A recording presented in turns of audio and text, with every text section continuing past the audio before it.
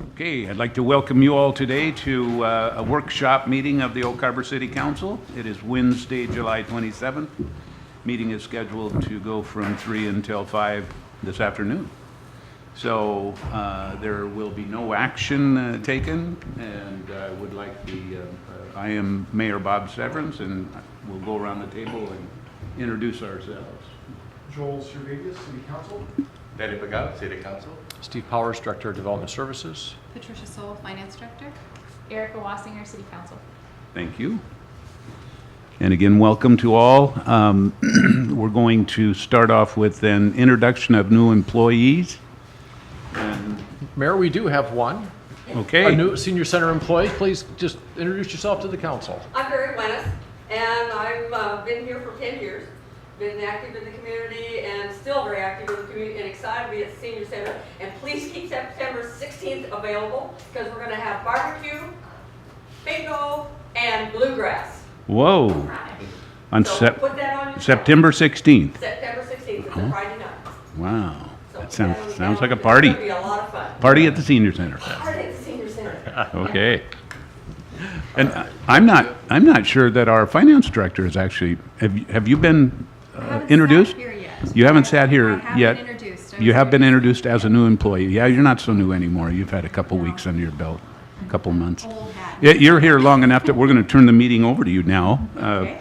We're on item number 2, departmental briefings, and 2A is comprehensive annual finance report for 2015. Okay. Patricia, take it away. So you have a hard copy that we provided you of the annual financial report, and also the PowerPoint presentation. I've given you a copy of that too, because there's going to be page numbers I reference, and you may want to go home and really pore over this report after we leave. So, the CAFR is a annual report that we present. Normally, from where I came from, we usually would wait till it was audited before we present it. So this is new, but I think it's good to go through it once it's finalized. Financial statements for the City of Oak Harbor have been prepared in accordance with GAAP, which is on the accrual basis. In Washington State, you have the option to be either cash or accrual. City of Oak Harbor has chosen to be an accrual-based accounting. We do modified accrual for the governmental funds, which is not the same as a full accrual that we do for proprietary. Modified accrual usually takes revenues that are readily available, and usually most expenses are when they're incurred. But it's not 100% where accrual, you record revenues when they're earned, and you record expenses when they're incurred. So there's kind of a different approach to governmental funds, and the modified accrual is what we utilize for just the governmental funds.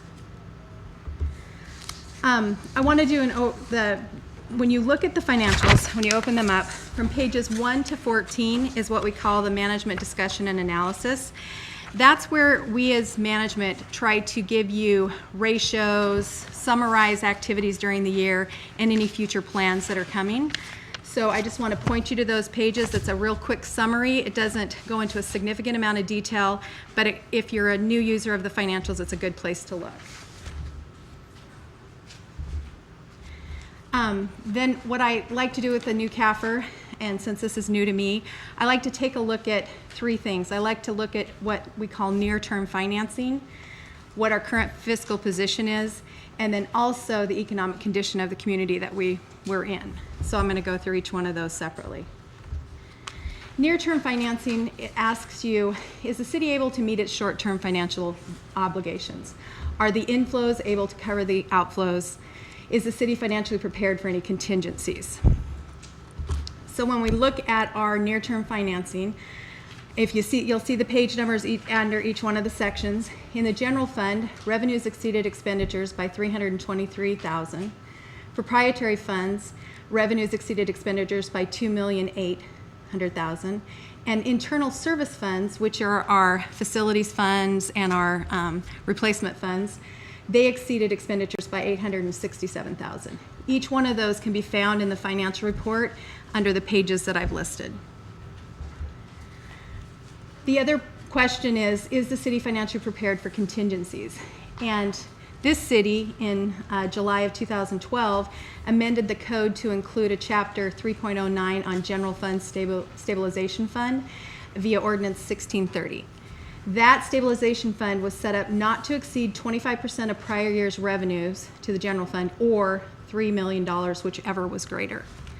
So I did a calculation, showed how we calculated it for fiscal year 15. We took the beginning fund balance in the stabilization line of $3,066,000.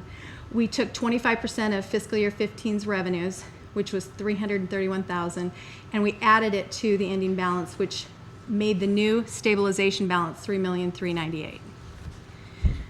Patricia, Yes. does that account for that extra 398 you said a minute ago? In the general fund, we had revenues exceeded expenditures by 323 and change. Mm-hmm. Does that account that if that's not to eventually exceed? If we go back to the slide, did you say not to exceed 3 million? Oh, and did I say not to exceed? Whichever is greater. Yeah, so it wasn't to exceed, but I'm sorry.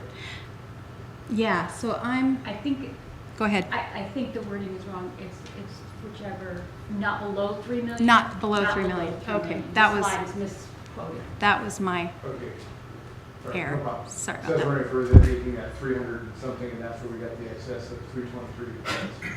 You're not right. No, we just looked at the revenue only to calculate that 25%. Thank you. Yeah, sorry about that.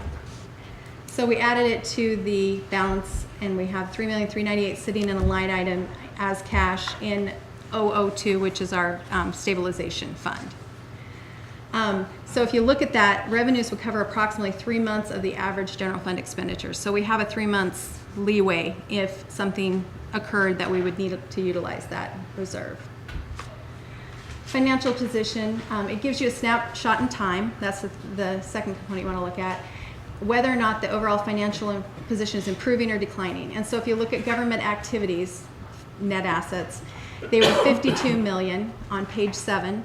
They increased 1.9 million from fiscal year 2014.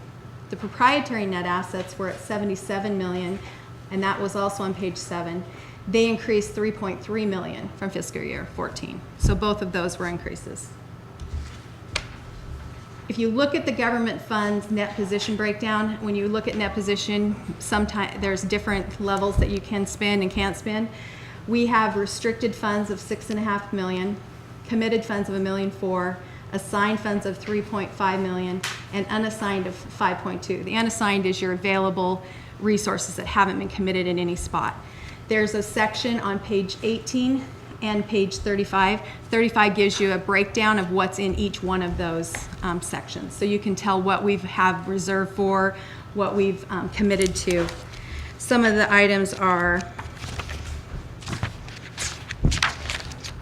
under restricted. We've restricted for the drug seizure program, public safety, street service improvements, aerial traffic improvements, and you can go through each one of those specifically. In the committed, it's the street surface improvements, transportation, capital improvements. Again, there's a significant number. But in the assigned, that's where the money for the stabilization fund sits. It sits in an assigned line item because it requires council to take funding out of that. Any questions so far? So the 5.2 of unassigned, that's across multiple, is it 18 and 35 or 18 through 35? It's just the government funds. On page 18, you'll see the government funds. The last line, total government funds. So we have non-major funds and governmental as well as our general fund. Those two added together bring you to the 16,757.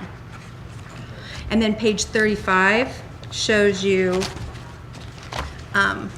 exactly what is in those committed, restricted, different line items.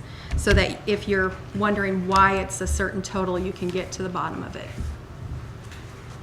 Patricia? Yes. Do you happen to know how long that street surface improvement, $180,000 have been? Has that been something that's been held for a long period of time? You happen to know? Okay. It's been there for quite a Do you know if that was initially set for any particular plan? I can find out for you, Bob, Is- but I know it's been there for a few years. Yeah, I am Yeah, curious about that. We'll get back to you with Okay. that information. Thank you. Okay. So then the third component, when you're looking at a financial statement, is the economic condition of the community you're in. The economic condition focuses on the likelihood that today's financial position will improve in the future. There's 9 financial pieces: trends in population, unemployment, vacancy rates in commercial buildings, and other things. There's financial trends in property values, construction, revenue, and expenditures.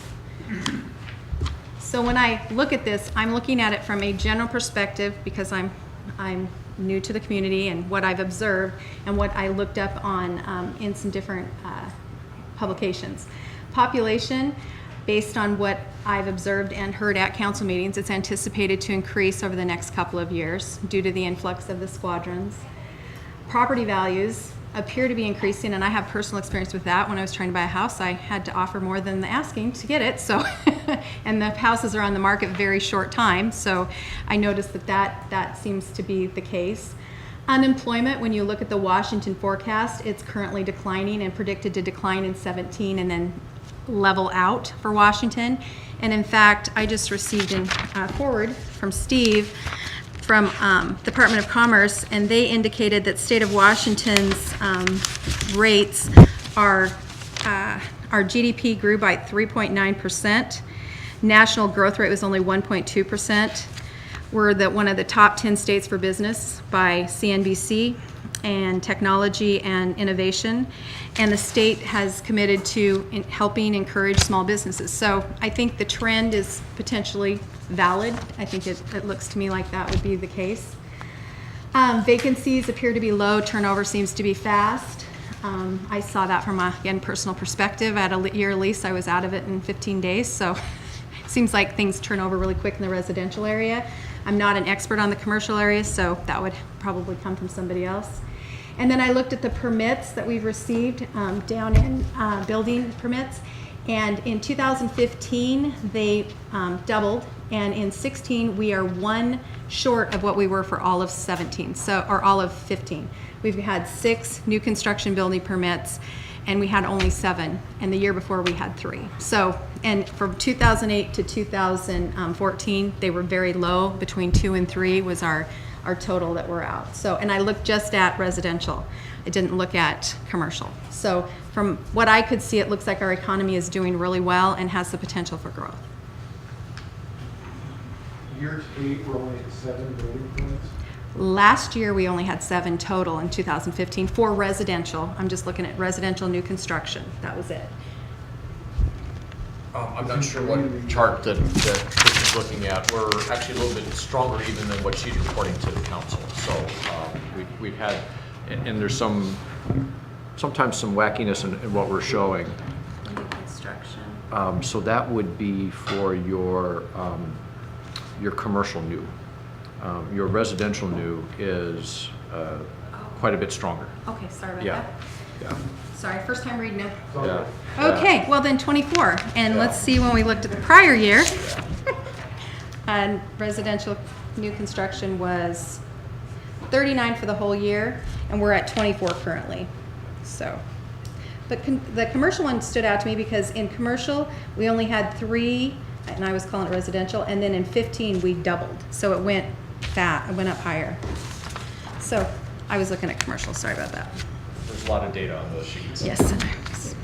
Okay, so thanks for the save, Steve. Appreciate it. So then the final thing that I wanted to discuss was debt. One of the things you always want to look at at a city is whether or not it's incurred too much debt if you're under the statutory regulations. And the only one of the 3 types of limits that we've incurred, and we're not even close to the limit, is our general obligation debt that you receive without a vote. It's limited to 1.5% of the assessed value, which is $1,596,000,000. Wow. So it's 23 million total that we could go to, and we're only at 2,040,000, and it's for the marina bond that we're using. That's all it's being used for. The other 2 are you can get additional general obligation debt with a vote. You can go up to 2.5% of your assessed value, And you can have an additional 2.5 on top of that for utility improvements and another additional 2.5 for park or open space development. But we have currently no debt under either of those. If you look at our city debt in total, we have at 12/31/15, we had a short-term debt, the bond anticipation note at $10 million. We had the long-term debt, which was the general obligation bonds for the marina. Public Works Trust Fund had 3 loans. 2 of them were for the replacement of a water transmission line, and 1 of them was the 42-inch storm drain. The Department of Ecology SRF loans at 12/31/15 were at $11,460,000. So we had a total of $24,979,000 in debt. The majority of it was in proprietary funds, which is where if you're going to have debt, you want it because you have the ability to adjust rates to deal with it. So in summary, our near-term financing looks to me to be in good condition. Financial position, overall increase in net assets. Economic condition also appeared positive, and our debt service was within statutory limits and held within the proprietary funds. Any questions? When will the audit take place? When will the audit? They're currently working on the Okay. audit right now. The Okay. next 4 weeks, we have the auditors here. When they get to the end of the audit, they're planning on doing an exit interview and going to work with council to see if who all can attend that, Okay. as well as management staff. Anyone else? Yes. I did want to say thank you. That was a ton of information to get through in 8-ish minutes. Okay, well, hopefully I didn't overwhelm. I appreciate you brevity, actually. Sorry about looking at the wrong number, but I'll work on digesting things. good. Well, that's why I gave page numbers. So if you really are excited and you want to go through it, then we have page numbers we can go through. I understood the cover slide. Good, I did good then. It was pretty, right? Okay, good.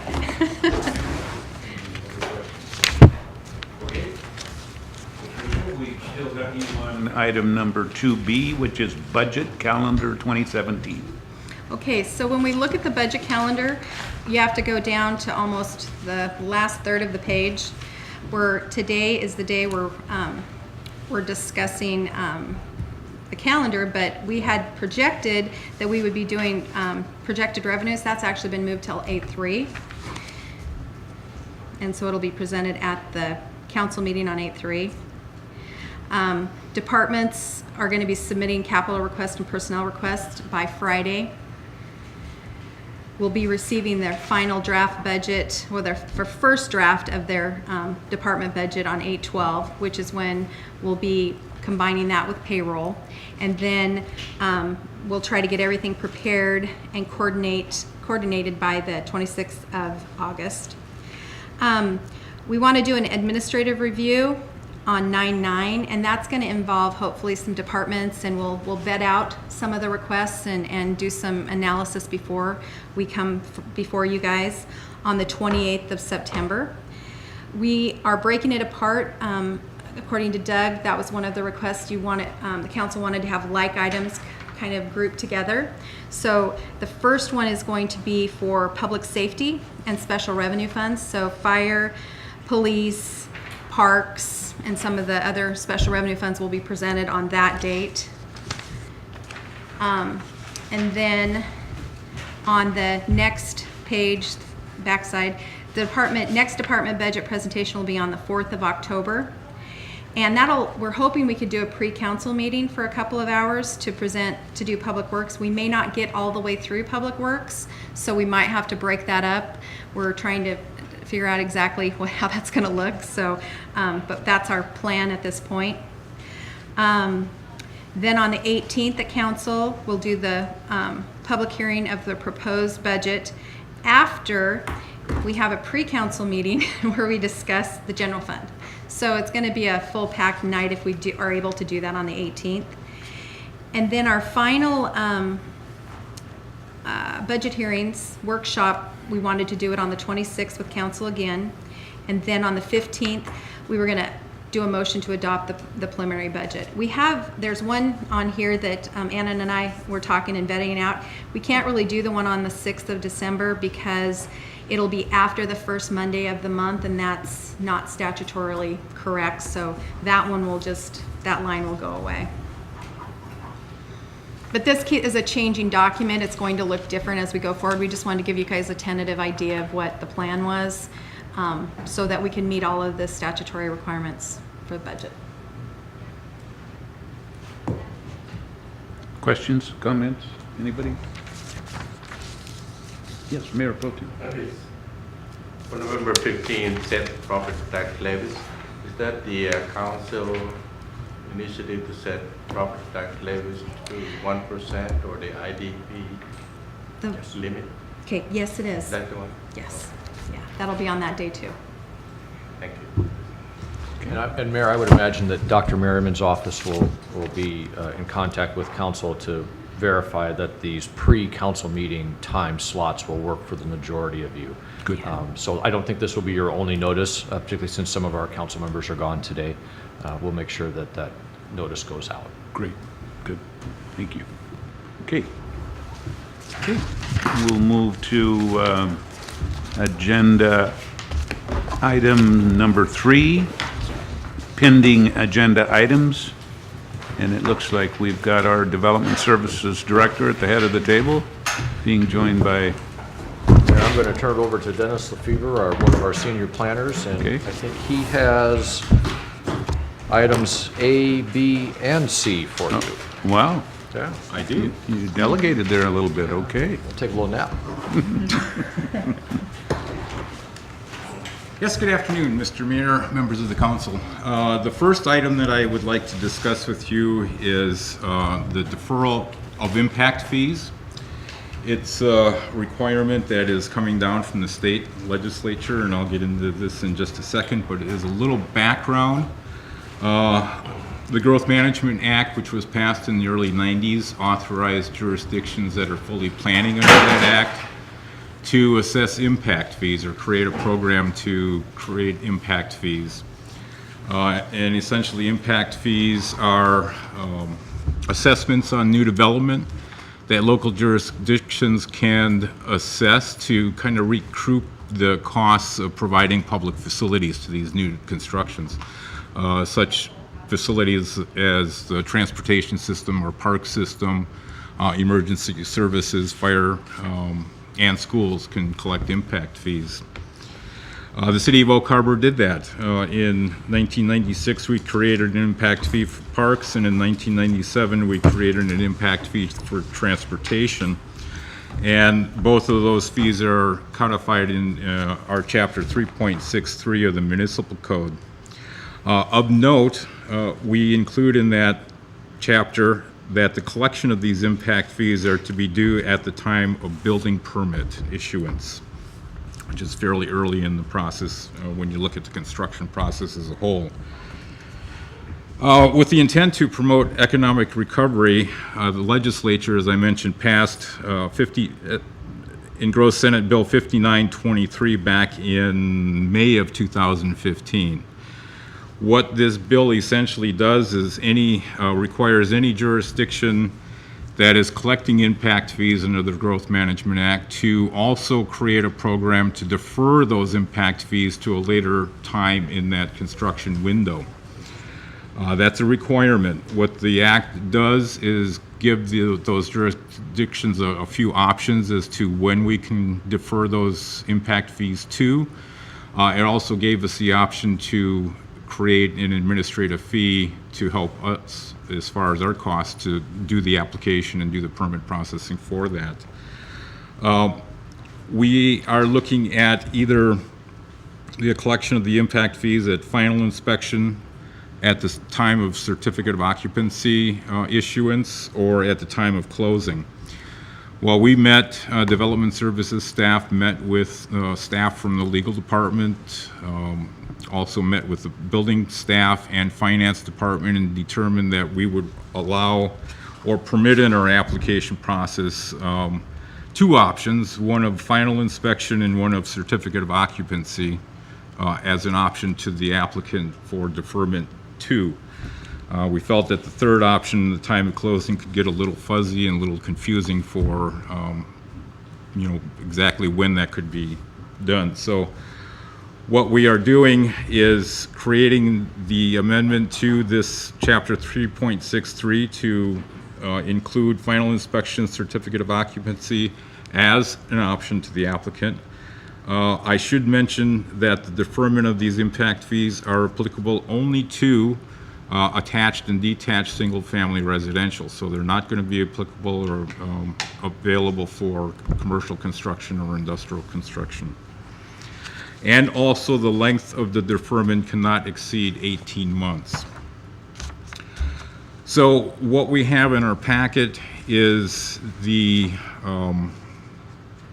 amendment to 3.63 to add this deferment program.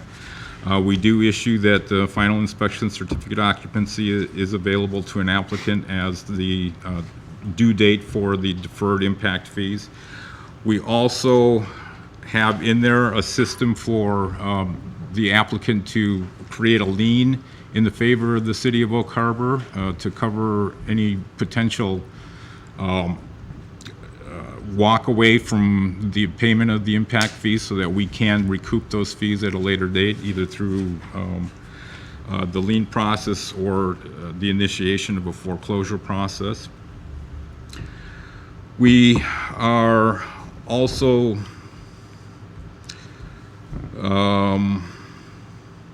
looking at an application administrative fee of $50, so that's why the resolution is included to amend our master fee schedule to include that $50 under the development services portion of the master fee schedule. So essentially, that's what we are looking at to take forward Wednesday night for action, the ordinance amending 3.63, and then also the resolution creating the $50 administrative fee in our master fee schedule. It's a type 5 process. We have had a public hearing with the Planning Commission, and they are recommending approval of both the ordinance and the resolution to you. And we will be looking at this Wednesday evening. So with that, I'd be happy to answer any questions you may have. Questions? This looks like a big good, another good initiative. About 2 years ago, the city initiated through development services, made recommendation to reduce the impact fees 50% that encourage residential development. So this be another incentive to increase residential development. Has the potential to act on that, or act in that fashion, Mr. Pagao, but of course it's also voluntary, and so I think it provides the two choices really for the builder. They can choose to pay the fee the way that the normal system works, or they could choose to use the deferment process, understanding that there's a little more legwork on their part in order to make that work. In addition, when will the reduction of fees 50% expire?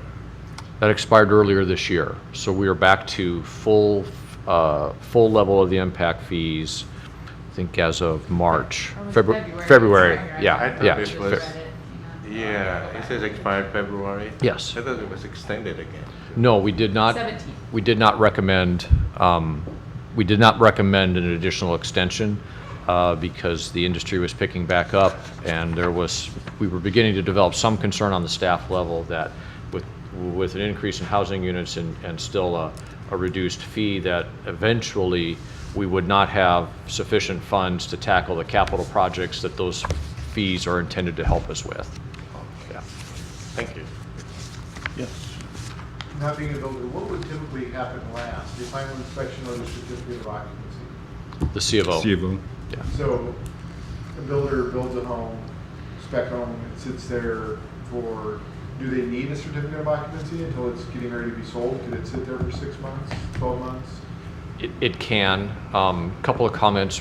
One, we don't see a lot of spec home building in Oak Harbor. That's not our market, although as I say that, there are some being built right now in one of the newer subdivisions, but more typically they are built after they've had pre-sales. And actually, we don't issue a certificate of occupancy for single-family homes. We run off of the final inspection approval. But because of this new state law that made that one of the options, we are now going to institute a process where we issue an actual certificate of occupancy for single-family homes. But you could have a delay. So you could have a final inspection and still have things that you needed to clear up before we would allow the occupancy of the home.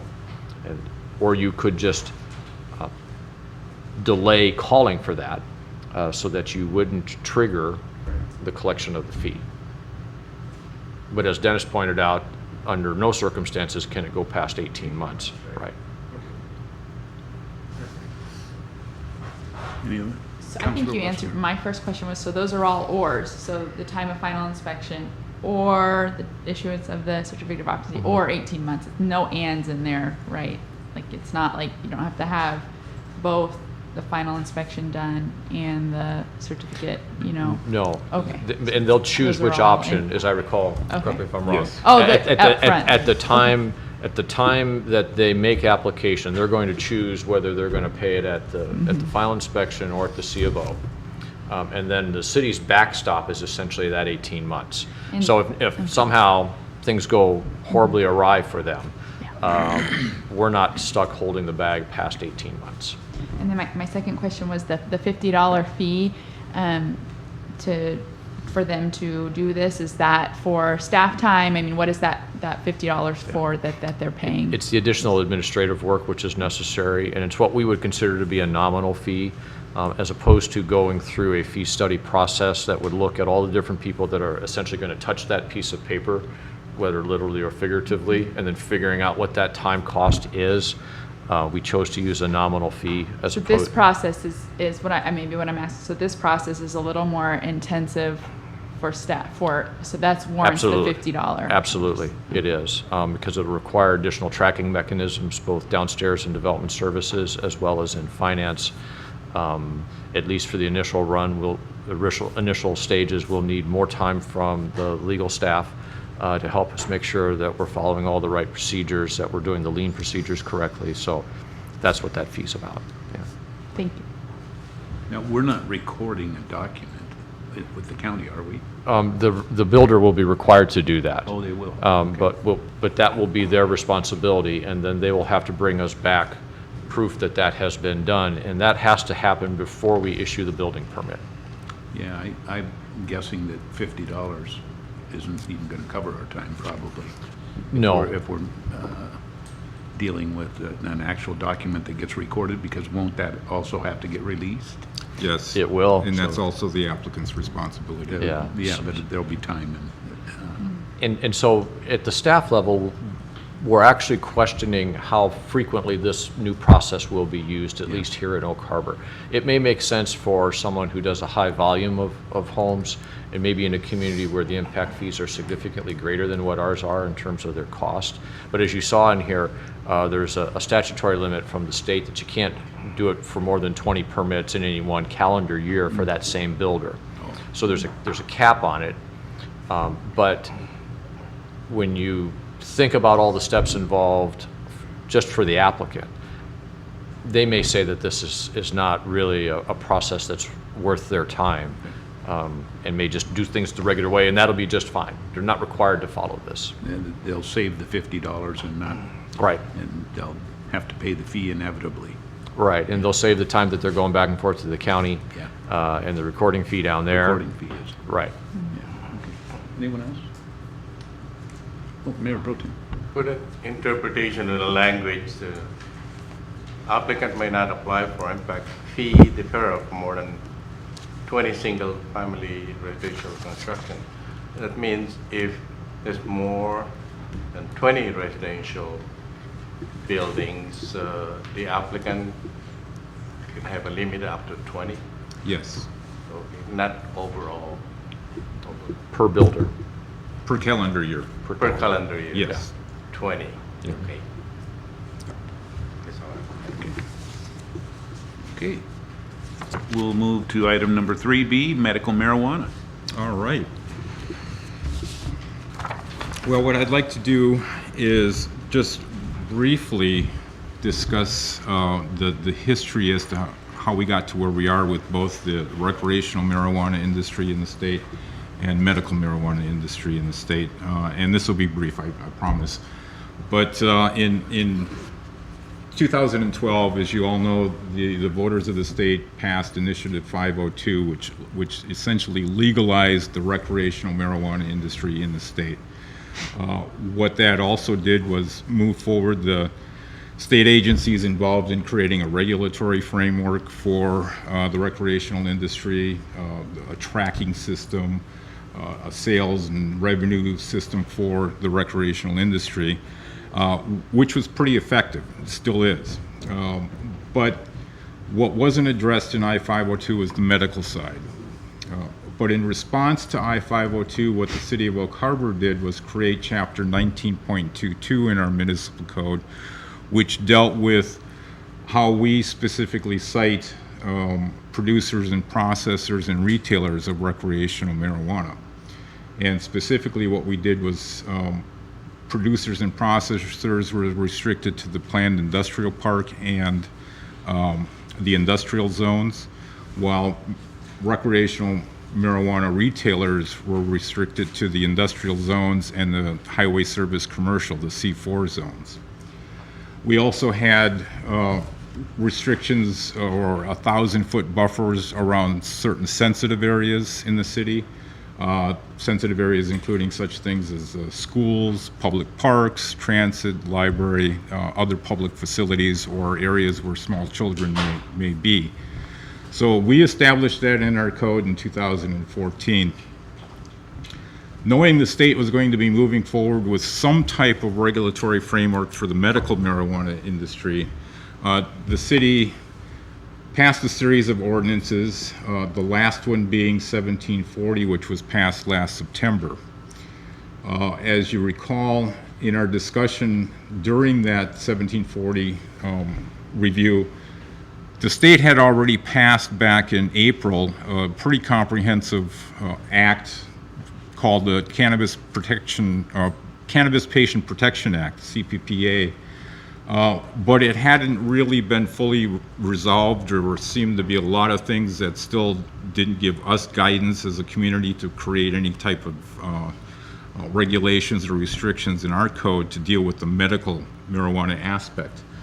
So the 1740 gave us another year to kind of monitor how that was going to evolve through the state, and we can incorporate that into our amendment to our 1922. So what I'd like to do is take another closer look as to what really has evolved through the Cannabis Patient Protection Act, which was passed. I guess one of the things that I don't have up there is the act changed the LCB to the LCB, actually the Liquor Control Board to the Liquor Cannabis Board, changed the name there. But it also authorized the LCB to look at the number of licenses available statewide for producers, processors, and retailers of medical marijuana facilities. It authorized the creation of a database where qualifying patients must be registered in order for them to legally go and purchase medical marijuana from a retailer. The collective gardens, which was created during earlier legislation, was dissolved as of July 1st. Cooperatives, which I'll discuss in a little bit more detail in just a minute, are in effect in July 1st. They're legalized. Collective gardens, cooperatives essentially are 4-member groups that can legally grow, process, and use medical marijuana in their home. They must be registered with the state, and they also each member of that group must be a registered qualified patient with the state through that authorization database. The other thing that the act required was the Department of Health must produce a process for medical endorsement of existing recreational retailers, whereby if they are able to go through the steps that the Department of Health created for employee a training program for the sale of medical marijuana, and also the processing, the sale, as well as the revenue aspect of the medical marijuana. They could also be endorsed to sell medical marijuana. That's actually an important point that we'll address in just a second. The other thing that the act required was the Department of Health must look at the potential of creating or allowing specialty clinics. They were to review what those potentially could do. Essentially, those clinics could be a one-stop shop for a person coming in that would qualify as a patient to receive medical marijuana by one of the residing physicians at the specialty clinic, and then also at that same location receive the medical marijuana. The Department of Health, for a number of reasons, did not support that recommendation. So specialty clinics essentially are not available at this point in time. So what does this really mean for us locally? Well, with the review by the department from the LCB on the number of licenses to accommodate the anticipated medical needs for jurisdictions, they increased the City of Oak Harbor's allotment by 1, which gave us a total of 2 licenses in the city that could retail, produce, or process medical or recreational marijuana. It turns out that actually both of those licenses have been allocated. We do have 2 retailers in the city that are licensed to retail medical or recreational marijuana, and both have been medically endorsed through that Department of Health process that was established through the Act.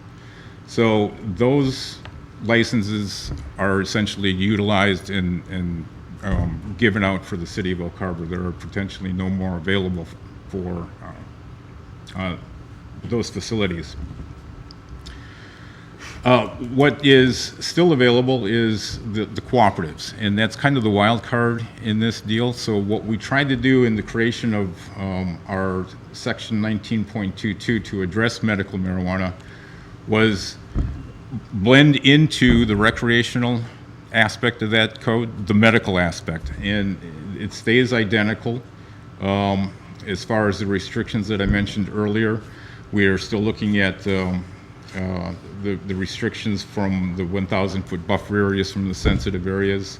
We are incorporating the same zones for the producers and processors. Retailers are consistent with what we are prescribing.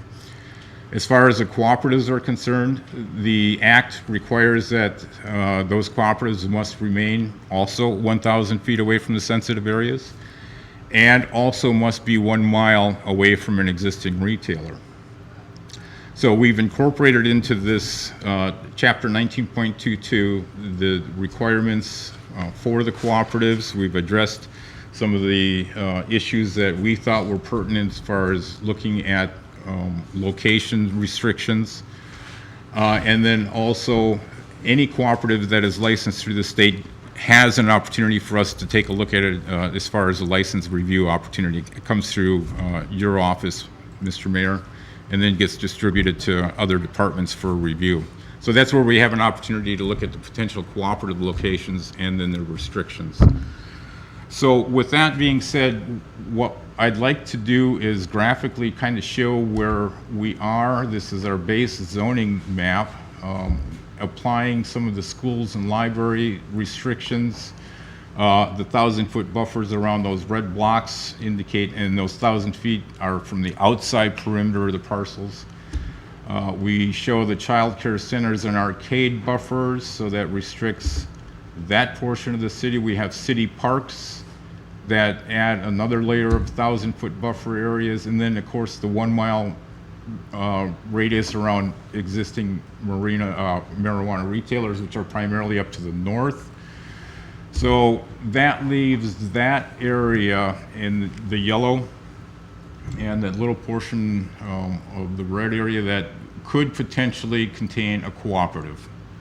So I guess with that in mind, staff is not proposing any additional restrictions on placement of cooperatives in this proposed ordinance, other than what the state is requiring. So I think that's what we're going to be moving forward to. If you have any questions at this point in time, the Planning Commission has reviewed this, and again, they are recommending that you approve our proposed amendment to 1773. And then we'll be looking at this again Wednesday night.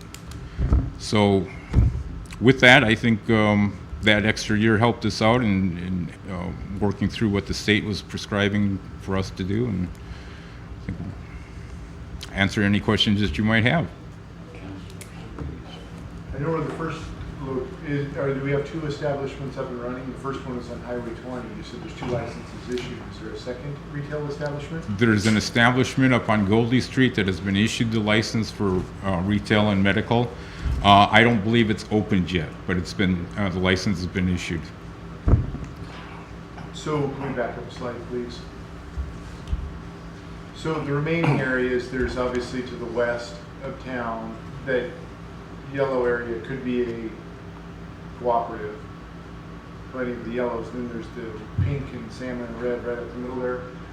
It could be cooperatives. This is a domicile. Does that mean single-family residence, or it could be an apartment? It could be a housing unit, it could be an apartment, but So 4 or less, somebody could have a grow operation in their apartment. yes. And can we be more restrictive than that? I mean, how do you protect obviously the landlord might have to protect himself with a lease, but I'm trying to get my eyes around exactly where that is. There really isn't much left there, Mr. Servadius. What you have is the pale yellow is single family, but a large chunk of that on the west side is the golf course. So that's really not cooperative area because that's all the golf course.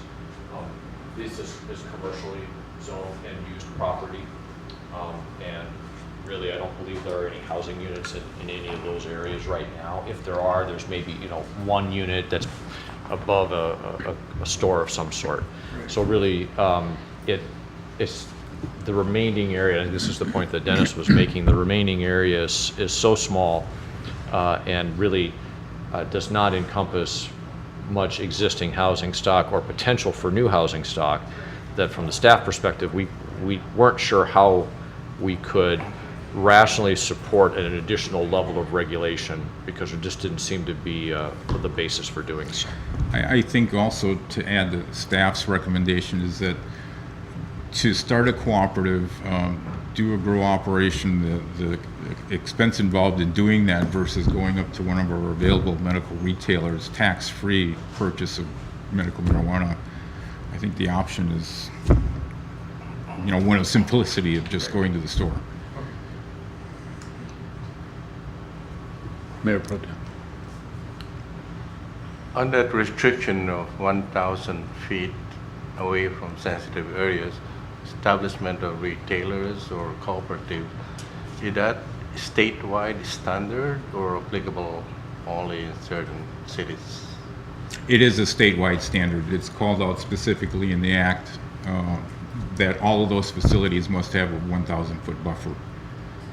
Okay, the reason why I asked that because I've seen 2 places like cannabis retailer right in the commercial district, so it must be away from any of those sensitive areas. Well, and also the state passed an act later last year that allowed a jurisdiction by ordinance to lower that 1,000-foot buffer area if they felt if they wanted to do that. So there's an option. There is an option to reduce that 1,000 foot. Yeah. Okay. We're not proposing that, however.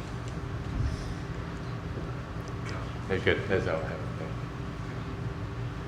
Is there kind of a chicken and egg question? Let's say we have some commercially zoned property that someone wants to move in and open up a daycare. If there's already a retailer or a cooperative or a medical marijuana dispensary, within that sensitive range, which takes precedence? It doesn't preclude, absent any other regulation, say from the state that I'm not aware of, from a child care center perspective, it doesn't preclude them from establishing it inside of that protected radius. It only works the other way, that if the child care center is already there, then the operation has to stay that 1,000 feet away. But it doesn't work this way. If the retailer's Doesn't already push there, them away. no. Okay. It can't remove that property right that they have already established. Just a follow-up on Mr. Cervantes' question. That establishment in that location where a child care center will be built, that retailer in particular, could be non-conforming use, that they cannot improve that building once there's need for improvement. I don't know that we can look at that as non-conforming, Mr. Pigal, because they were established at the time. They followed all of the rules, and they still are following the rules. It would be an interesting question. I think we would have to spend some more time thinking about that. I think what's somewhat interesting, though, is to keep in mind that, and this is not directly related to either one of your questions, but might be helpful, is that the state determines the total number of licenses that can be issued in Oak Harbor for retailers. They've set that limit at 2. Those 2 have already been issued, and so those will be known locations. So someone who wishes to establish one of those uses, which are identified as the sensitive uses, should have access to that information as to whether or not they are within that range of the retailers. That'd be interesting. Thank you. Okay. We all done with that? Okay, we'll go to item number 3C, Valley High Investment Annexation, Still Development Services. Still Dennis. Okay.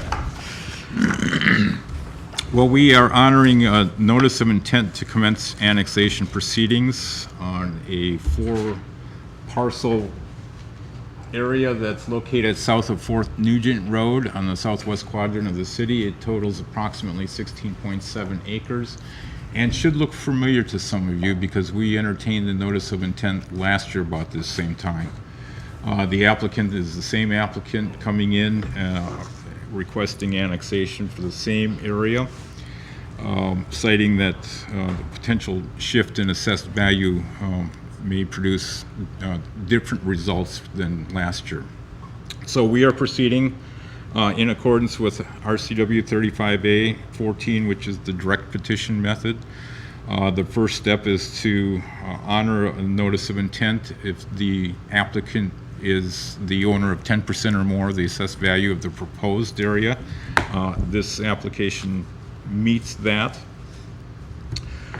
The next step is that we must engage, and that actually was submitted on June 16th, so the next step according to that act is to set a meeting with you folks within 60 days. We are doing that August 3rd.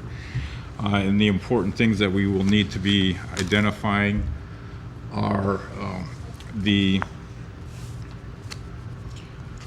one is the opportunity to take a look at the geographic scope of this annexation. Of course, we're looking at the 4 parcels that we identified. We looked at those actually as part of this process last year. The 2 parcels, this parcel right in here and this parcel here, actually extend outside of our urban growth area boundaries, so those are essentially taken off the table since we can't annex properties outside the urban growth area. Your options are to maybe look at these parcels to include in the geographic scope of these parcels, or accept the proposed geographic area of these 4 parcels. Dennis, Yes, one more time, please, the ones that aren't in the urban growth area? this extends south, as does this parcel right in through here. So technically then those are unannexable. So your responsibility is to look at that geographic scope, accept whether the 4 parcels as proposed are something that we'd want to move forward with, or look at the option of increasing by those 2 parcels that I identified. This is your only opportunity to increase the scope. You can decrease at a later time in the process if you so choose, or if the applicant is unable to get the 60% for annexation. The other thing that we will need to decide on is what type of zoning we will want to be looking at. It's consistent with, in R1 zone, the density is 3 to 6 dwelling units per acre. It's would be similar in density to the area to the north, which is Fairway Point. I think that's at a density of 3.8. So we'd be looking at recommending a density of R1 for that. Adjacent properties to the east and west of that are county, so they are at the rural zoning of, I think, 1 dwelling per 5 acres. So that would be consistent. We are also looking at whether the city would want these parcels to share the indebtedness of the community, and that's a natural, and I think that's something that we would want to do. So what your options will be for Wednesday night would be to initiate the annexation process as proposed for the 4 parcels, to modify the geographic area, whether increase or decrease is your option at that point, or you have the option to reject the annexation proposal altogether. Certainly, if you go with 1 or 2, you'd have to identify what type of zoning we'd want to have on those 4 parcels, and then the city indebtedness. So with that, we will be coming forth on Wednesday. We will be making the recommendation that we look at the 4 parcels as proposed to carry forth for, or authorize the applicant to get petition signatures for those properties. Go with the R1 zoning district, and then also to share the city indebtedness for those 4 properties. So we need your action on Wednesday night for us to take that next step. Any questions? Any questions? Yes, Mayor Protem. The proponents ask the property owners on the east side of this location is adjacent to city limits on the north side, Yes. the Fort Nugent Road. Yes. And on the east side, have they asked the property owners if they want? Our urban growth area runs right in through here.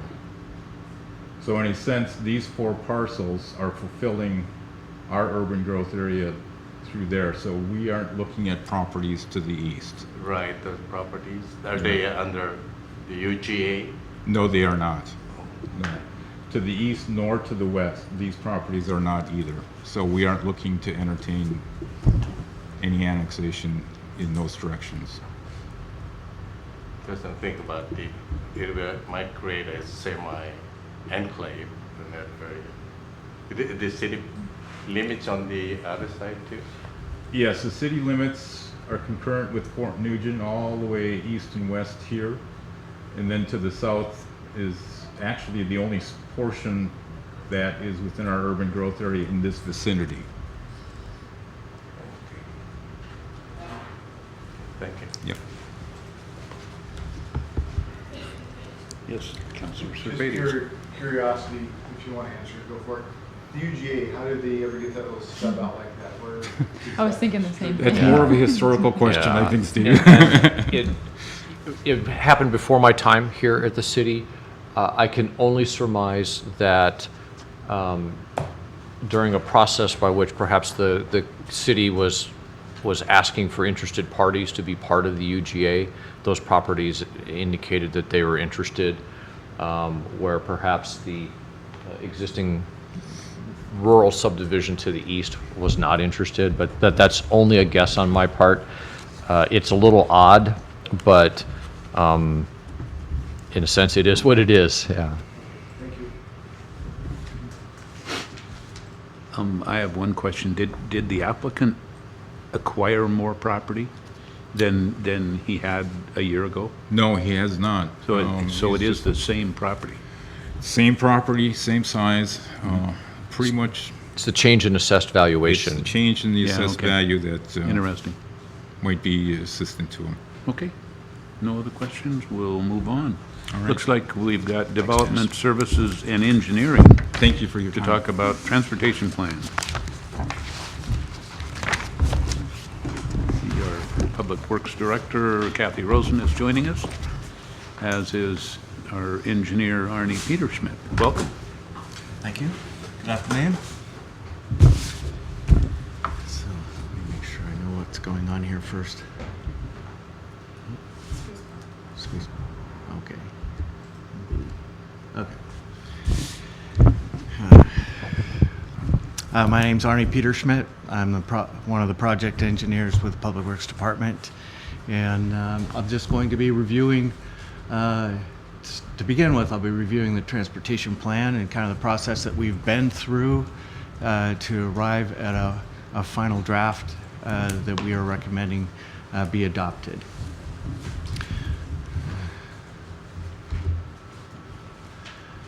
So the transportation plan and transportation element are two terms that are kind of interchangeable in our conversations about this project, but they're really two different things, with the transportation element being a derivative of the transportation plan. And the transportation element was actually completed and adopted first, and so now we're starting the process of adopting the more comprehensive document, the transportation plan. So this planning effort is required under GMA, and in this version, there were additional requirements that weren't present the last time we did this, and that we have to consider all of the transportation modes, motorized and non-motorized. These various modes have to each be assessed for level of service. So what this plan does is elevate alternative transportation to a more level plane with motorized transportation. Through analysis and outreach to stakeholders in the public, we've developed a project list, and then that's melded with our financial resources that we can devote to transportation to come up with a funding program and a selection of projects that we are planning to pursue. We're coming down to the end of that process, and we anticipate requesting adoption of this plan at the upcoming council meeting. This is the outline of the plan, basically listing the chapters, introduction, what it is, what we're doing in the transportation plan, conditions and trends that are of our existing system, things we expect to happen in the future, job growth, traffic volume increase, and so forth.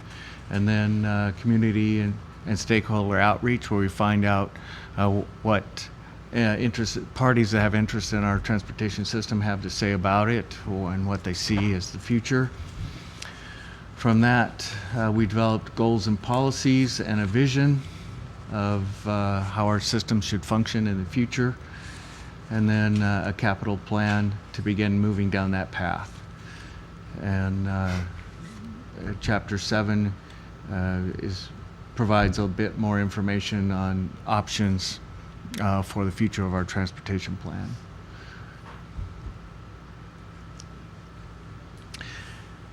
Goals and policies was a particular emphasis in this effort. We weren't too comfortable after a while with what we had in our previous version of the transportation plan. It was not very user-friendly. So we reduced the number of goals for transportation from 9 to 6 and made them much more streamlined than they were before. So safe for all users is our primary goal. That includes non-motorized modes.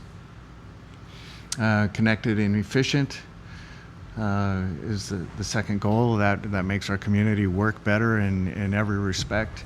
And then again, multimodal facilities are an important part. Financially and environmentally sustainable, complementary of city's land use and other adopted planning documents, and then also integrated with our regional transportation system and the state and the county. This is just kind of a graphic of some of the key steps in our planning process.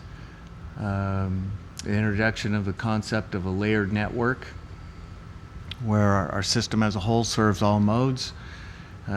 We don't necessarily serve every mode equally on every street. There's too many conflicts or potential conflicts between modes.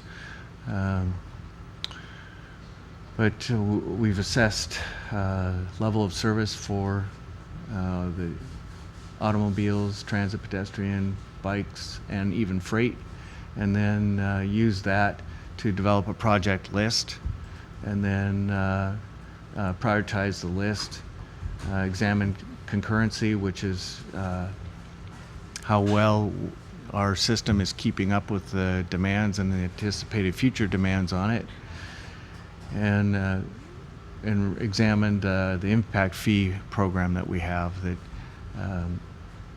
helps us fund some of the improvements we need to serve growth in our community. You can see an excerpt of Table 4 there, showing pedestrian levels of service. It's assessed in a different way than we do vehicle level of service. Vehicle level of service is we count cars, how many can go through a certain intersection in a certain amount of time, whereas that doesn't really work very well for pedestrian or bicycle facilities. They're assessed simply on what's there. Do we have facilities for this mode? And what is the nature of those facilities? Is it a sidewalk on one side, sidewalk both sides, buffered sidewalk, or is there no facility there at all? We put a lot of emphasis on community and stakeholder outreach, and I feel we were pretty successful with that. We used a variety of tools, the city's webpage. We set up an online survey. We went out to community events with a survey and did face-to-face comment gathering, and then our efforts culminated in 2 open houses, one in November, where it was more of a, I wouldn't say a free-for-all, but more open-ended, letting the stakeholders and community members tell us what they thought of our system and what they thought we needed going forward. We incorporated that into our project development and our project list, and then came back with a draft list of projects for the next open house, and solicited feedback on our the lists that were developed. And it was a packed house both times, lots of conversation, lots of dots going down, and we were pretty happy with that. This slide just highlights some of the information we provided to our community members at the open house, some of our issues and challenges, job growth, congestion, network inefficiencies. And as we moved on from the draft project list, we boiled it down, brought in our financial resources, and developed a very financially constrained project list for the next 20 years. And these are our highest priorities, which is maintenance, which taking care of what we have already, and then also the large capital project there, Northeast 7th roadway construction and pedestrian improvements. That's actually a multimodal project, and it turned out to be the highest rated project and the one that generated the most comments from community members and stakeholders.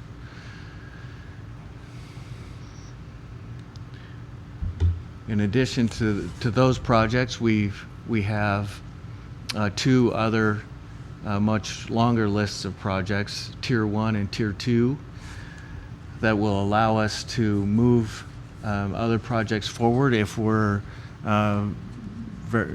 more successful with our selected projects. If the grant funding comes in that enables us to do 7th Street earlier, then we could move a Tier 1 project up into the queue and start pursuing that. So Tier 1 projects scored very highly in our rating process. We developed a matrix. They satisfy multiple goals and policies and were highly rated by our community members. In Tier 2, those projects were just a little less so, and probably would be fair to call that a bit of a wish list.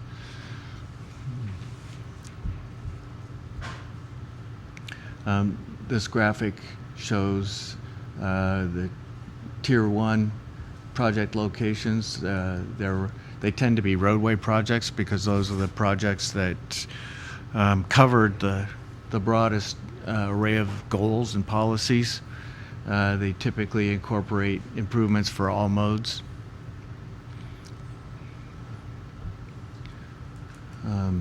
These are our Tier 1 pedestrian projects. Some of these, they're typically sidewalk projects, some of them filling gaps, others putting in sidewalks where none exist at all.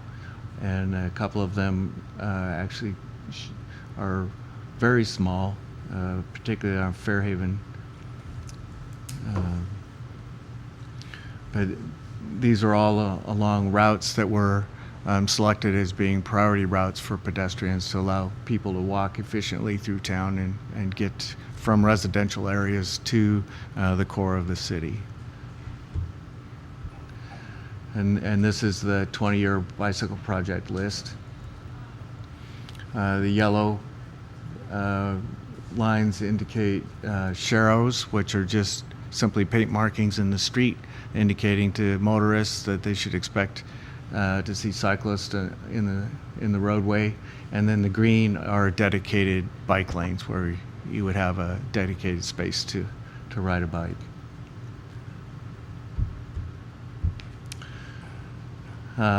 Dennis Lefevre and I headed up this project for the city, and we had a great consultant on board.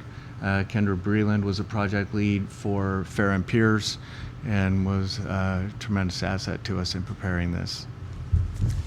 So are there any questions? So that's item D, transportation plan. Yes. Yes, Councilman Servadius. Going to the sidebar, you talked about street maintenance. Mm-hmm. Been doing a fair amount of cycling out on the county roads, and I see a combination of chip seal, and then I'm surprised when I see asphalt used out in the middle of nowhere. I would assume it's a much more expensive option. What is our preferred method? Can we chip seal inside the city limits? We can, and we have. Okay. Chip seal, that's just a surface treatment that preserves what's there. An overlay is a bigger improvement.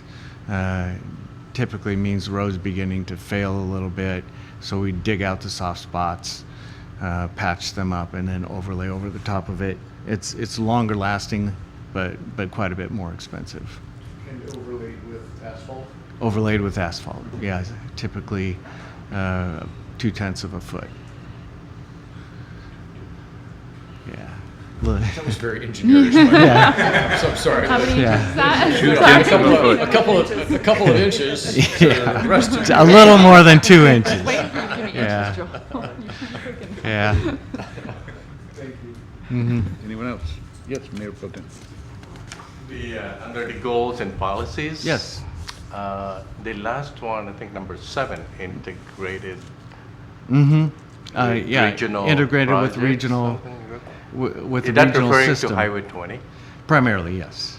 But also, you know, considers county roads as well. Other arterials? in the city? Mm-hmm. Crescent Harbor Road would be a good example of a county road where we're working with the county on an improvement there at the intersection of Crescent Harbor and Regatta. Yeah. So if it refers to Highway 20, the city is nearing, in the future, maybe near future, Mm-hmm. to do the maintenance of Highway 20, depending on the threshold of population. The city was successful some time ago to increase that population threshold. Yeah. Is that up to 23,000 population? Set at Think- 25, I believe, Mr. 25, to increase to 25. Yeah. So at that time, when that time comes, the city will be responsible for the maintenance of Highway 20. It's actually 3 years after that Yes, time. 3 years after we reach that population threshold. You'll be So surprised how long we not can quite stay in at the near 24 future. Yeah. So the city is not still thinking about maintenance. I think we would continue to explore our efforts at the state to increase that limit. And it's, we're not the only ones who benefit from that. Yeah. Other jurisdictions across the state benefit when that population threshold goes up.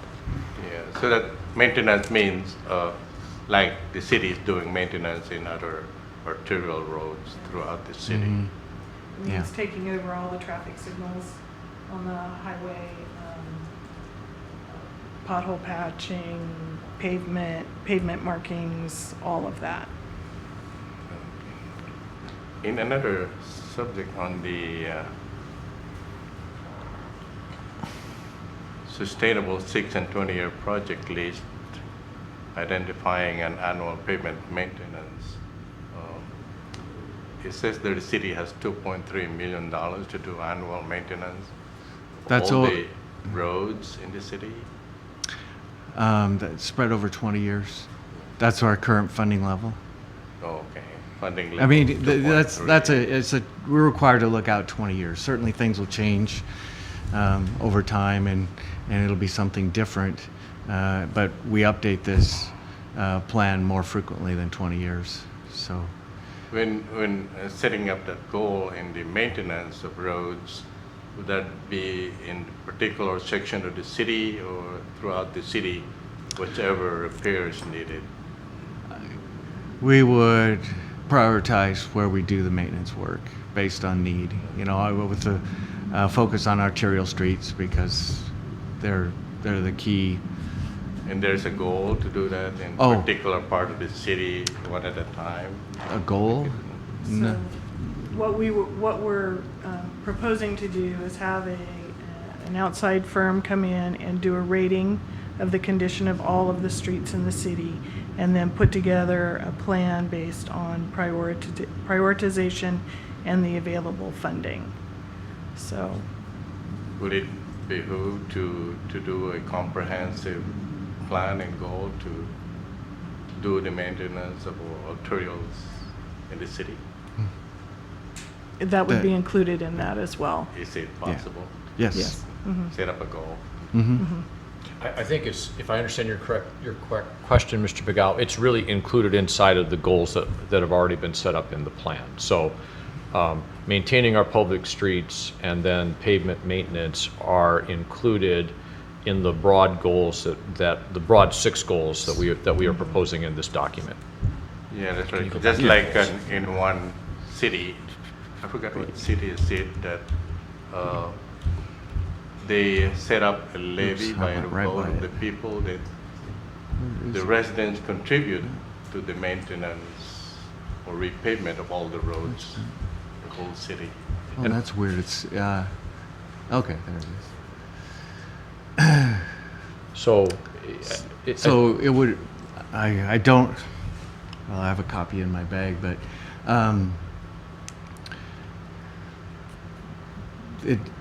maintenance falls brought under these goals, and in the policies, I couldn't tell you which one it is off the top of my head, but that's probably part of number 4, Yes. is financially, environmentally sustainable. Maintaining our roads is far more economical than letting them fail and then coming back and rebuilding them as a capital project. So that would be part of financial sustainability, is to do maintenance. And I think what you're suggesting, Mr. Pagao, is potentially a natural outcome of the study that Kathy was talking about. So the first step is to understand what is the state of our pavement the pavement right now. And then once you have an idea of an actual quantitative idea of how big the problem is, then we can start talking about what are the appropriate funding mechanisms, what's the appropriate priorities, as Arnie just mentioned, and as I've learned over the years listening to the engineers. Sometimes it's actually better to spend your money on the streets that aren't quite as in bad a shape as some of the other ones, because their dollars can be stretched further, as opposed to trying to fix one that's already completely failed, because then you have to start from scratch essentially. So yes, you have a brand new street, but you don't get as much bang for your buck. And that would be part of that balancing process. And we'd want to have that conversation before we ask the citizens to help us fund that effort. Yeah. I think it's been done in one city, I forget this, but city was done. I think it's a pretty common approach to, Yes. to pavement maintenance, and trying to determine what's the most cost-effective way to keep up one of your most major public investments. Thank you. Other questions? Could you go back to the very last map? Mm-hmm. And I think you were talking about bicycle.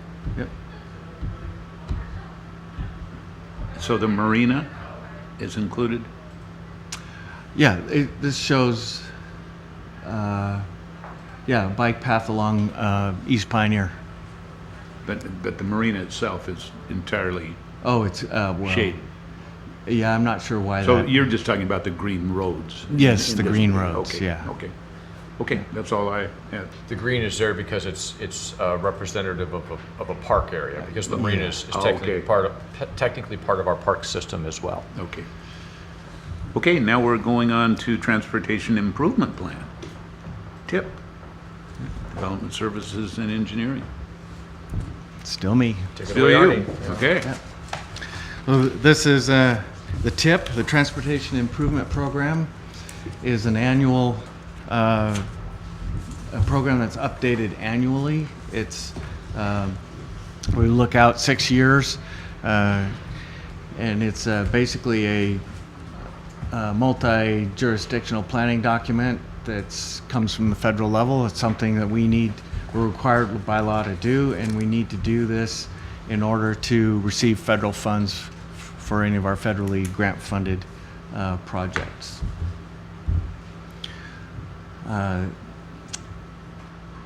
The TIP requires public hearings, and we'll be requesting that the council conduct a public hearing with the meeting coming up on August 3rd, and we'll be asking to adopt the 2017-2022 TIP at that meeting.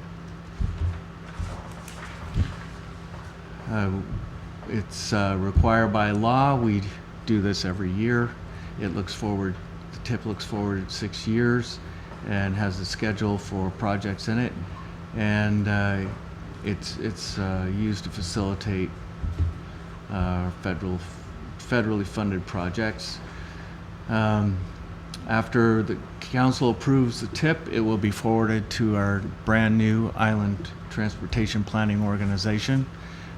They will add the information from our TIP to theirs and combine it with other regional agencies, and then forward it on to the state. The state will do likewise and forward it on to the federal Department of Transportation.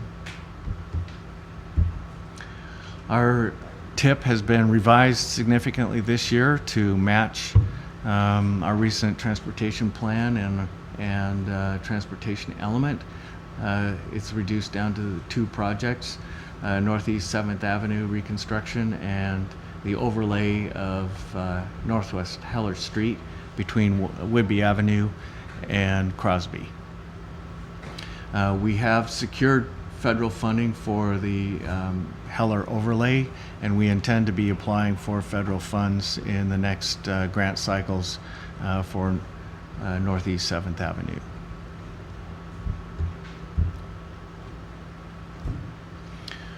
Northeast 7th Avenue, it's a $4.7 million project at current estimates.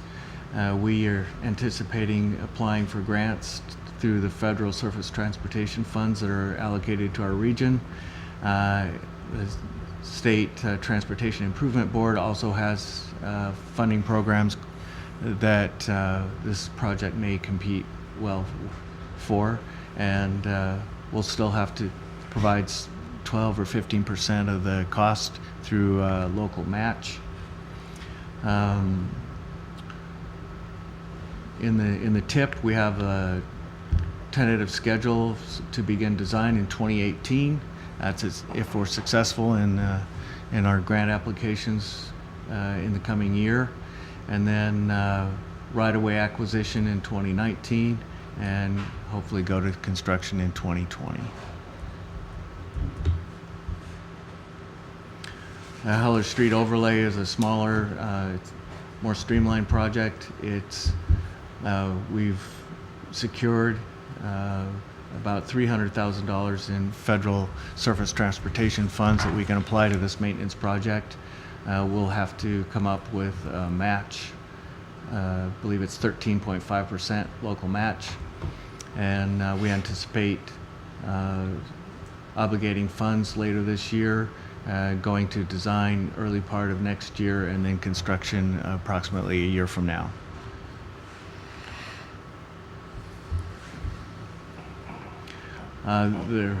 There's no direct cost to the city for preparing the annual TIP update. And the next steps in the process occur next week. Staff will recommend that the City Council conduct a public hearing and adopt Resolution 1624 approving the TIP.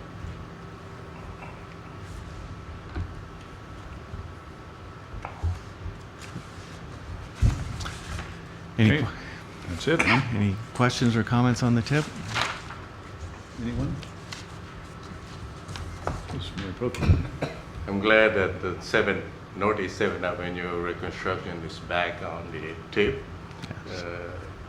That reconstruction was in the TIP for many years before. And, hopefully, finally, the city might be able to secure funding for that reconstruction. I traverse that road almost every day, and I've seen during school days children walking down the street. Yep. Sometimes I see handicap and wheelchair also In the street. on that road. It needs badly some lights and sidewalks on that road. Yep. I'm glad it's back on the TIP. Yeah. Thank you. You're welcome. Okay, I would agree with that. It is nice to see it back. You mentioned right-of-way acquisition. In that, do we have a lot of acquisition that's going to be required? Not in total area. There's some of the raw land parcels that were never platted, or what we need is 60 feet all the way through, and we have 55 feet in a lot of areas. Oh. So we need, and I think there's one pinch point where we might only have 50 feet of existing right-of-way, so we might need 10 feet off of 2 smaller properties.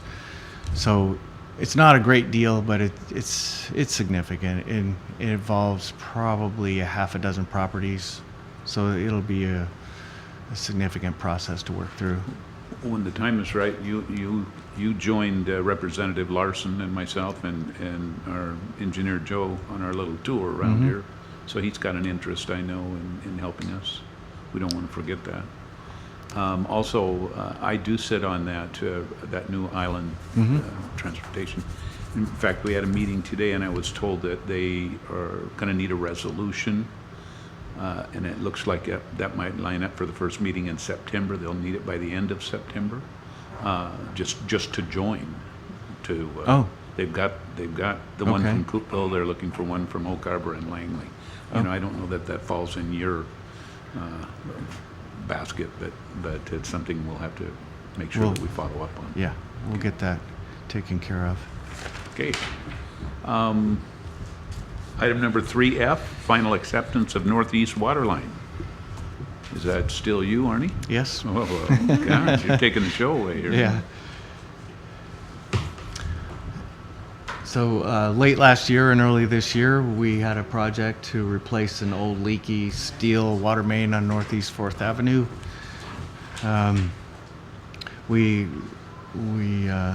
sent the project out to bid. C. Johnson Construction was awarded the contract in the amount of $266,979 and change. And after some delays, we went forward with the project, and it was completed on April 27th of this year. Construction was uneventful, and we have a cost summary here. The engineer's estimate before the bid was $362,000. The contract amount with C. Johnson was almost $267,000, and our final construction cost was $246,000. There were 2 change orders issued for the project. One was authorizing a change from the planned ductile iron pipe to a new higher strength type of PVC pipe, and that saved a little over $10,000, making that switch to a new material. So far, so good. The contractor liked working with it, and we've had no issues with it whatsoever. It passed all the tests with flying colors, and it's likely we'll be using that material in our system going forward. Change order number 2 was substituting a thin layer of asphalt, an overlay for the chip seal that the project documents called for, at no change in cost to the city. So we will be, in the future, I'm not sure if we'll make the cut for the next week's city council meeting, but we have requested that C. Johnson Construction sign the final contract voucher certificate and forward it on to them. It hasn't been returned to us yet, but when it does, we're going to ask council to authorize the mayor to sign that to accept the job and close out the contract with C. Johnson. Okay. Questions? Any questions? Nice to see final construction cost that much lower than the engineer's estimate. Wow. Yeah, we didn't, no surprises on the job. We didn't find a massive boulder in the way or some other odd thing. You never really know what you're going to come up with when you start digging. Okay, I think the final item is 3G, Deception Pass Waterline Bridge Hangers. Is that you again? That's me Arnie? again. Holy Yep. smokes. 4 in a row, So, that's a new one. yes, the city owns 2 water mains suspended from the bridge. One of them is about 70 or 71 years old now, and is the 10-inch here that you see in the picture in the background, and the other is our primary line, which is a larger diameter steel line on the east side of the bridge. But it's time to replace the hangers that suspend this pipeline from the bridge. We've hired Gray and Osborne to do a design for us, and we've been working closely with WashDOT, and we've got design approval for our hanger replacement project from WashDOT. We've completed environmental permitting with Island and Skagit counties, and the project is currently being advertised for construction bids. The bid opening is day after tomorrow, in the middle of the day. Presently, there's a dozen contractors on the bidders list, so we're optimistic that we'll get some good bids here and go forward. We anticipate awarding or requesting that council award a contract at the August 24th workshop and special meeting. Our permit from WashDOT requires that we wait until September 12th to begin construction. That's a Monday. We didn't want to try to do this during the summer tourist season, and neither did WashDOT, because it's going to require closing the lane of the bridge and have some traffic impacts. So our contract time is 30 working days scheduled, but that will end up being somewhat weather dependent. Our contractor won't be able to work in poor weather. But if we get lucky, we'll be wrapping this up about the fourth week of October, as things are currently scheduled. So everybody's going to notice, or anybody that travels across the bridge in the evenings. It's going to be night work. Our hours are restricted from 8 p.m. until 5 p.m. Monday through Thursday, 5 a.m. Monday through Thursday. No weekend work on this project. While our contractor is working, he's going to have to use the southbound lane on the bridge to stage equipment and materials, so that'll be closed. And we'll have flaggers at either end of the bridge that'll hold up traffic and alternate the direction of traffic in the open lane during working hours. We expect this work to be going on again from September 12th through August 24th. And the nighttime working hours are an effort to minimize impacts to the traveling community coming and going off the island. We've begun our public outreach program to let everybody know that this is coming, and so that they can make whatever preparations they may need to account for the delays over the bridge.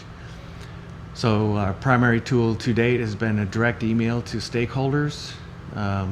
WashDOT's been very supportive of our work on this project and has worked closely with us, and they had developed an extensive stakeholder list for the recent paving job on the bridge where it was closed completely. And so we made good use of that and directly emailed the agencies and individuals on that list with an announcement of the project and the expected impacts to the traveling public. We'll be posting further information on the city's webpage and also on the city Facebook page, and taking out an ad in the Whidbey News Times to provide basic information on our working hours and what to expect. And WashDOT is going to help us out through their resources as well. They have communication staff, and they are always updating projects that have impacts to state highways on their webpage. I'm the primary contact for the city on this project, and if I'm not available, you can contact Joe also. Any questions, you can call me or send me an email. I'll be happy to handle them as best I can. Councillor Watson? Oh, sure.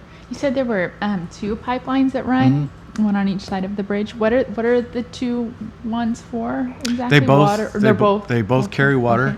Okay. We have two lines for redundancy. Oh, okay. And but they're both in use. They're both Yes, carrying they're water. both in use. How are the you called them hangers? How are the joints on the other one? They're in excellent condition. Oh, okay. Yeah. Okay. It makes my stomach flip just looking at those pictures, by the way. I'm not a fan of even driving over that bridge. Yeah. So I hope that they take all safety It takes precautions. a oh mean, yes, oh, yeah, it takes a little getting used to. yeah. Anyone else? Yes, Mayor Pro Tem. The funding for this would be in the water department? From the water department, yes, This money? yes. Yeah, the engineer's estimate is about $670,000, but we're really not sure how the bids will come in. It's an unusual project. What kind of material will they actually use? The hangars will be primarily steel, so they're compatible with the bridge. You don't want to put dissimilar metals together. But we'll also be replacing the insulation around the pipe. It's covered with a layer of fiberglass insulation, and then it has a metal covering to protect the insulation. But it's so much in the way, we can't change the hangars without taking it off, and it's better to just put on new afterwards than try to reinstall the damaged insulation that's on. You mentioned that pipe is the pipe itself that old? Yes. It's 71 years old? Mhm. Wow. So, Yeah, it was installed in the early 40s. so the installation apparently has protected it. It's okay as far as, Yeah, we actually had a leak in that line about 2 years ago at a welded joint. The weld rusted through and it started leaking a little bit, and we replaced about 10 feet of it in the course of repairing that leak, and we were quite surprised when we looked inside to find out it's in very good condition. It's nice and smooth and not very little corrosion. So the pipe itself could last another 70 years. are they two different diameters? The Yes. two pipes? Yeah, the other pipe is 16 inches in diameter. And this is 10? And this is 10. This is a backup to our Okay. primary line. And this does not affect NAS? No, Okay, no. We'll have a normal volume of supply. yeah, okay. Yeah. Okay, anyone else? Yes, So Mayor Pro the Tem. pipe was constructed during construction of NAS Whitby? In association I read with it, something yes. about Whitby I believe help in it. the funding Mhm. of that. It was a pipe. former Navy facility that's become that the city took over. Yeah. Okay. Well, thank you very much. You're welcome. Nice job. Thank you. And I did get a nice compliment from the DOT. There were two people from WSDOT at the same meeting I was at earlier today, and they said that they were working closely with us, and I assume that's you, so nice job. They've been really supportive of us on this project. Good, Yeah. great. Okay, I think with that, looks like we can adjourn just a little bit early at 4:42. Thank you all for coming.